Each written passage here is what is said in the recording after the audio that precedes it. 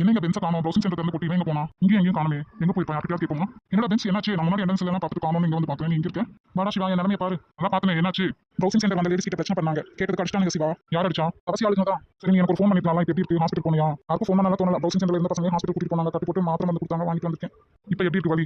மாத்திரை போட்டு இன்ஜெக்ஷன் போட்டங்காட்டி அவ்வளவா ஒன்றும் தெரியல. நைட்டு தான் தெரியும் நினைக்கிறேன். சரி, நீ நல்லா சாப்பிட்டு ரெஸ்ட் எடு. சரி, நான் வரேன். சரிடா, போய்க்கலாம். நம்ம பொண்ணுங்க கிண்டல் பண்ணா இந்த ப்ரௌசிங் சென்டர் காமிக்க என்னடா தேவையில்லாம நம்ம கிட்ட மாலை உடச்சிக்கிட்டான். அவன் நல்லா ஒரு ஆளு நினைச்சு நம்ம தான் கூட வீணா சண்டைக்கு போயிட்டோம். நான் யோசிக்கிறேன். பொண்ணுங்க இந்த 4 பேர் பார்த்து தான் செய்வாங்க. பொண்ணுங்களே கவனிக்கிறாங்க. இவன் ஏன் பிரச்சனை பண்றான்? சரி, வீடு மண்டை உடச்சு விட்டாச்சு. பிரச்சனை முடிஞ்சு இனி அவன் நம்ம வழியில கொடுக்க வர மாட்டான். யாரா இங்க என் ஃப்ரெண்டோட மண்டையை உடச்சது? கேட்க ஆளுங்க நினைச்சிட்டு இருக்கீங்களா? நீ வாடா சிவா, பேசாம கம்மு வாடா என் கூட. இல்ல சசி, அவங்க நம்ம பென்ஸ் கூட பிரச்சனை பண்ணி அவன் மண்டையை உடச்சிட்டாங்க. இருக்கட்டும், பரவாயில்ல, நீ வாடா பேசாம என் கூட. அண்ணே தப்பா நினைச்சுக்காதீங்க, நான் என் ஃப்ரெண்ட் தான் ஏதோ தெரியாம பேசிட்டான். சரிடா தம்பி, மேல ஒழுங்கா பார்த்துக்க சொல்லி இவன் மண்டையை நான் உடைக்க வேண்டியது வரும். சரிண்ணே, நான் பாத்துக்கிறேன். வாடா சிவா என் கூட வான்னு சொல்றேன்ல.